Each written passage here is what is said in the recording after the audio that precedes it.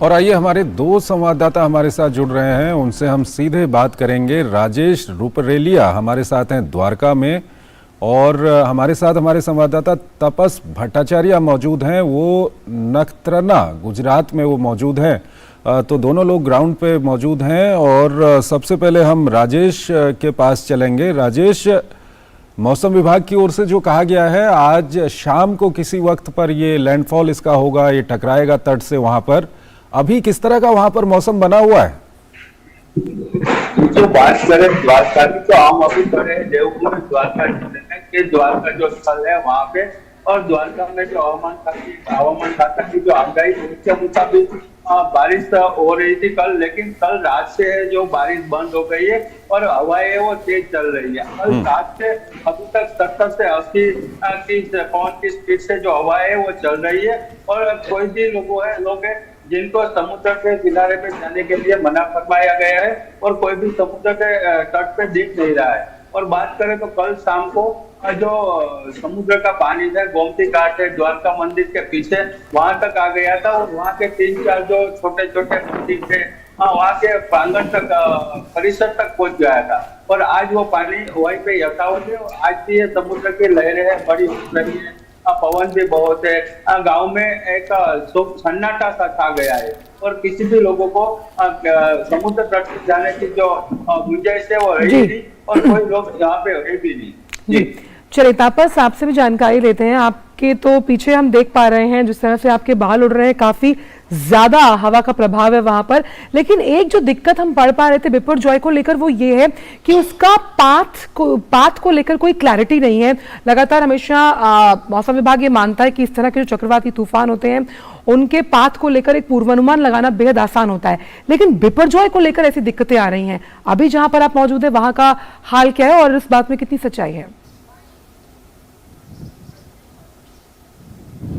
देखिए, ऐसा नहीं है कि ये का जो पाथ है उसको ट्रैक करना बहुत ज़्यादा मुश्किल है, लेकिन हाँ देखिए, ये एक नेचर्स फ्यूरी है। ये एक तरह से इसको किसी भी तरीके से अगर हम नोट करें, इसका जो पाथ है, इसको एग्जैक्टली अगर हम कहें कि साइंटिफिकली पूरा चीज़ को करना, तो वो शायद इतना आसान नहीं होता। इसका सिंपल रीज़न होता है क्योंकि नेचर अपने तरीके से चलता है। हमारा साइंस जितना मर्जी तरक्की कर ले, उसको एग्जैक्ट ट्रैक प्रेडिक्ट करना शायद नेक्स्ट टू इम्पॉसिबल होता है। उसमें साइंस भी होता है, उसमें बहुत सारे मैथमेटिक्स मॉड्यूल भी होते हैं। इनफैक्ट जब ये ट्रैकिंग होती है, ट्रैकिंग का मैं आपको एक तरीका बताता हूं। ये होता क्या है कि जो सैटेलाइट पिक्चर्स देखी जाती है, जो पहले से, जैसे 6 तारीख को जब ये साइक्लोनिक सर्कुलेशन तैयार हुआ, तो 6 तारीख के बाद से जो सैटेलाइट की जो पिक्चर्स ली जाती है, तो उसके बाद एक मैथमेटिक्स मॉड्यूल तैयार होता है। उस मैथमेटिक्स मॉड्यूल पे, और एक नहीं 5, 6, 7 बहुत सारे मैथमेटिक्स मॉड्यूल होते हैं, उस पे उनको तैयार रखा जाता है, और कंप्यूटर के जरिए पता किया जाता है कि किस तरीके से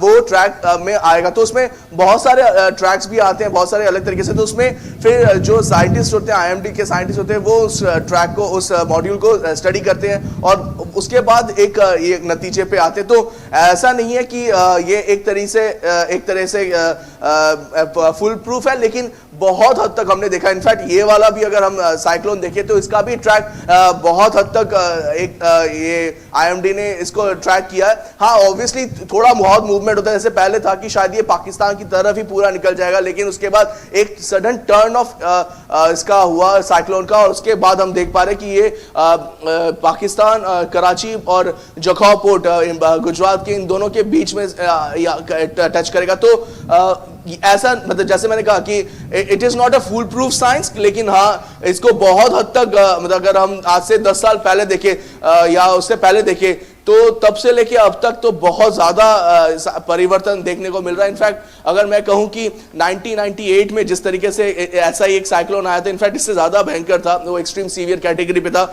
उससे बहुत जान माल को नुकसान हुआ था, हजारों की संख्या में लोगों ने अपनी जानें गंवाई थी। लेकिन उसके बाद जिस तरीके से हम देख पा रहे हैं कि अब साइंटिफिक प्रोग्रेस हुआ है, जिस तरीके से सैटेलाइट इमेजेस के जरिए हम लोग पहले से ही पता लगा पा रहे हैं। आप सोचिए, 6 तारीख से लेके आज 15 तारीख हो गया है, और 6 से 15 तक कंटिन्यूस एक साइक्लोन की ट्रैकिंग हो रही है। उससे पहले भी वो जब डिप्रेशन था, तब भी बताया जा रहा था कि ऐसा साइक्लोनिक सर्कुलेशन होगा, वो इस तरीके से एक्सट्रीम सीवियर कैटेगरी में जाएगा। तो ऐसा नहीं इसके ज्यादा साइंटिफिक टर्म्स पे हम नहीं जाएंगे इस वक्त। वक्त पे, क्योंकि जिस तरह का ये पूरा साइक्लोन है और जिस तरह से जो पूरा का पूरा डिजास्टर रिस्पॉन्स सिस्टम है देश का, वो इस इलाके में पूरा फोकस किया गया है। तो हम आपसे ये जानना चाहेंगे कि किस तरह से इवैक्यूएशन का जो प्रोसेस है वो पूरा हो गया है, साथ ही साथ क्या कुछ किस तरह का वहां पर डिप्लॉयमेंट है, किस तरह से वहां पर व्यवस्थाएं की गई हैं ताकि किसी तरह की कोई जान माल का नुकसान ना हो।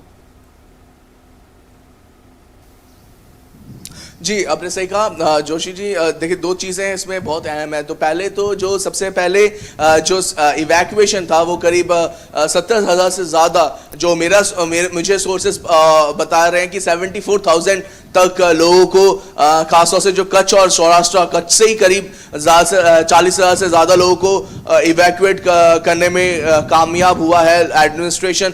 और जैसे मैं कह रहा हूँ कि एनडीआरएफ और एसडीआरएफ की टीम लगातार इस पे काम कर रही है। उनको ट्रेनिंग मिली हुई है, उनके पास पास्ट एक्सपीरियंस है और उसी का वो यहाँ पे अपना एक्सपीरियंस लगाएंगे कि किस तरीके से अगर जो साइक्लोन आता है, आने से पहले और आने के बाद किस तरीके से जो नॉर्मल सर्कमस्टेंसेस है उनको फिर से बहाल किया जाए, जो कम्युनिकेशन लाइन है उसको फिर से बहाल किया जाए। तो जैसे ये जो चीज़ें हैं ये कंटिन्यूस एफर्ट चल रहा है। जो ट्रेन्स हैं उनको कैंसिल किया गया, करीब 70 से ज़्यादा ट्रेन्स कैंसिल की गई है, 36 ट्रेन को शॉर्ट टर्मिनेट किया गया है। हम देख पा रहे हैं कि जो फ्लाइट्स है, जो कच्छ की तरफ जो एयरपोर्ट्स थे उनको बंद कर दिया गया, राजकोट तक का रखा गया, अहमदाबाद तक का रखा गया है, वो ट्रैफिक डाइवर्जन दिया गया है। लगातार जो हमारे आर्म फोर्सेस हैं, जो कोस्ट गार्ड्स है, वो जो काम कर रहे हैं, इसमें लोगों को निकाल रहे हैं, रेस्क्यू कर रहे हैं। तो ये सारी चीजें प्रक्रिया चल रही है। शेल्टर होम हर एक जगह पे किया गया है, जहाँ पे जो स्कूल्स हैं उनको शेल्टर होम में तब्दील कर दिया गया है। वहां पे लोगों को खाना प्रोवाइड किया जा रहा है। मैं बहुत सारे ऐसे शेल्टर होम में गया, वहां पे लोगों को सूखा जो है यहाँ पे जैसे थेपला या इस तरह के जो खाना होता है, जो लोकल यहाँ का खाना होता है, वो वहां पे पैक करके कम्युनिटी खुद यहाँ पे आगे आई है।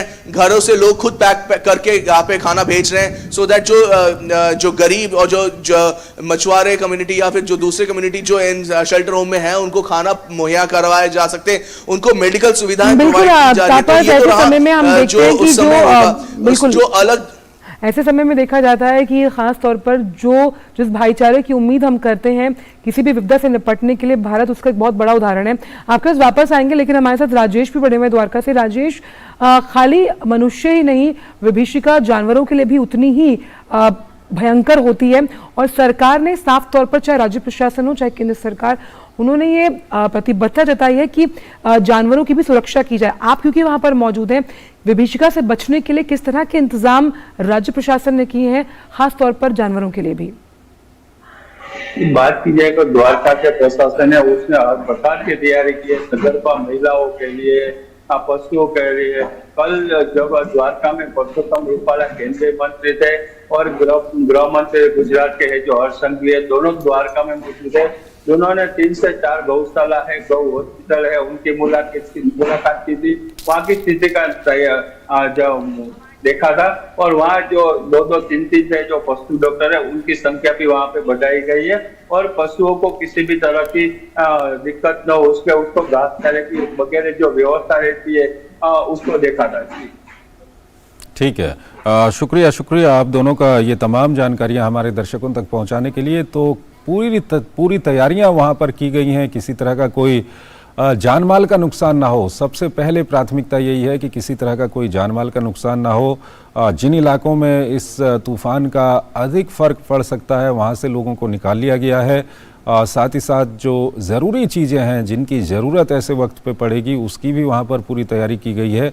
और आपको बता दें कि इसको पूरा मॉनिटर किया जा रहा है। खुद प्रधानमंत्री ने भी इसको लेकर के बैठक ली थी, स्वास्थ्य मंत्री वहां पहुंचे हुए हैं। बिल्कुल, एनसीएमसी की भी बैठक हुई थी, कैबिनेट सेक्रेटरी खुद इसको मॉनिटर कर रहे हैं। राज्य और केंद्र सरकार की जो एजेंसियां हैं वो आपस में कोऑर्डिनेशन करके वहाँ पे किसी तरह का कोई जान माल का नुकसान ना हो, इसको पूरा का पूरा वहाँ पर सुनिश्चित किया जा रहा है। तो अब ये देखना ये होगा कि आज शाम को जब लैंडफॉल होता है उस वक्त क्या कुछ होता है, क्योंकि ये प्रकृति है और प्रकृति का प्रकोप इसको कहा जा सकता है। तो किस तरह से ये लैंडफॉल होता है, किन किन इलाकों पर फर्क पड़ता है, ये आज शाम को देखना होगा।